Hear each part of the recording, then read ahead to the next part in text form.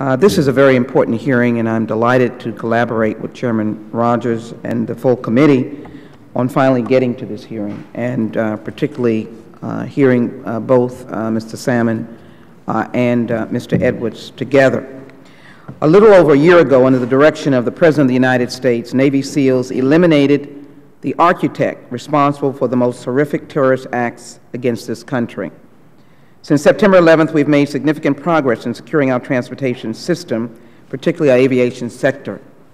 And particularly, Mr. Salmon, I made it a point earlier in my discussions that TSA has been a pivotal part of this. And certainly I consider the officers of TSA, TSOs, a crucial frontline component to the fact that we have not had a terrorist incident of catastrophic proportions on our soil. We all know that airports and aviation, and I would add mass transit, but in this instance aviation, is a keen and focused target by terrorists, tragically probably yet unborn, or individuals who would wish to do the American people, but even more the American system and way of life, great damage. We must recognize and proactively address the evolving nature of the threat to aviation to protect the millions of people every year who use commercial aviation. I am told that if we assess the amount of people that TSOs have processed or that enter airports, it will be billions over the last decade, billions plus. In 2011 alone, U.S. airlines flew 730 million passengers. Mr. Chairman, when we discuss aviation security, we usually think of transportation security officers, pilots, flight attendants, and passengers. However, we must not forget those who work behind the scenes to ensure that these jets are properly stocked and maintained.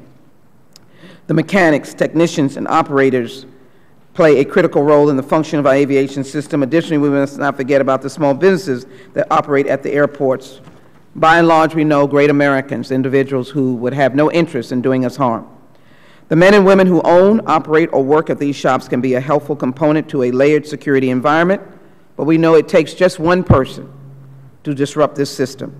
The men and women working at our airports and aboard aircraft must not only have the proper training to be a part of this effort, but they must also undergo proper vetting to ensure that risks are reduced.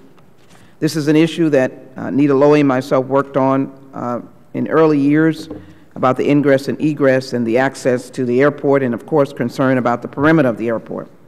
I look forward to hearing from our witnesses today and gaining a comprehensive understanding of where we stand with access and control and perimeter security.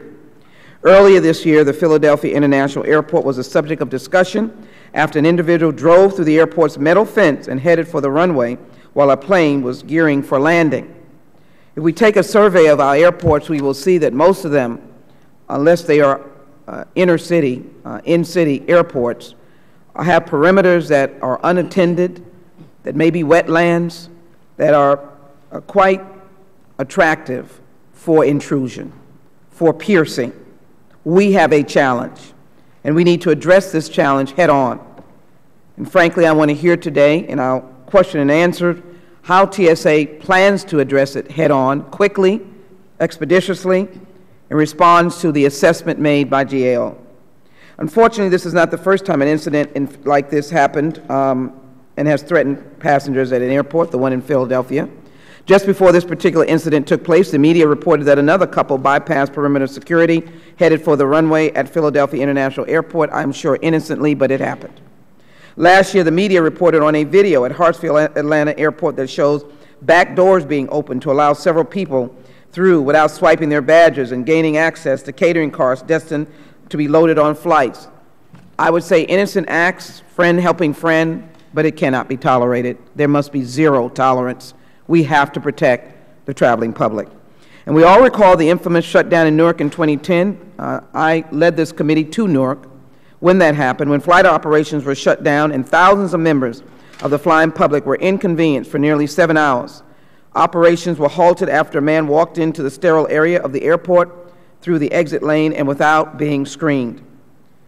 These are instances where perimeters and access controls were breached and caused major disruptions and shed light on security vulnerabilities at these airports. Unfortunately, all relevant examples are far too many to cite in the 5 minutes allotted to me today and span across various commercial airports of all sizes. I look forward to working with you, Mr. Chairman, to ensure that we continue to conduct oversight on perimeter security at our airports. And as I mentioned to you, I'm also interested in looking and holding a hearing on cabin security as well, so that we don't leave all of our internal airport as a plane is airborne, if you will, to passenger courage, which we know there are many courageous passengers. As you know, Mr. Chairman, I'm committed to working with you to ensure TSA improves its operational capabilities to manage access controls and perimeter security, and that it is as effective and cost-efficient as possible. In addition, I am concerned about the badging and the review process for determining the badges, how the badges are protected, how they're secured, how they're maintained, and whether or not we have sufficient oversight of the individual process of providing the badge. I want to compliment Mr. Thompson for recognizing some years back of the single focus or single contractor that was engaged or responsible for providing, assessing, reviewing the badges for personnel, and to open the door for greater opportunity for other contractors or providers. I think that helps the level of security, to have more eyes looking and more technology and more techniques. And so I thank Mr. Thompson for that.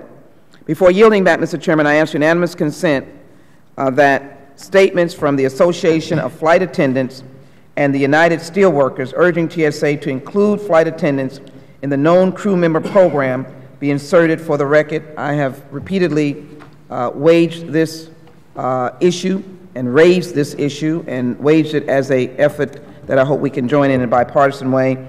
But I ask unanimous consent to place these two letters or statements into the record. Without objection, so ordered. Mr. Chairman, again, this is a very important hearing. Thank you, and I yield back.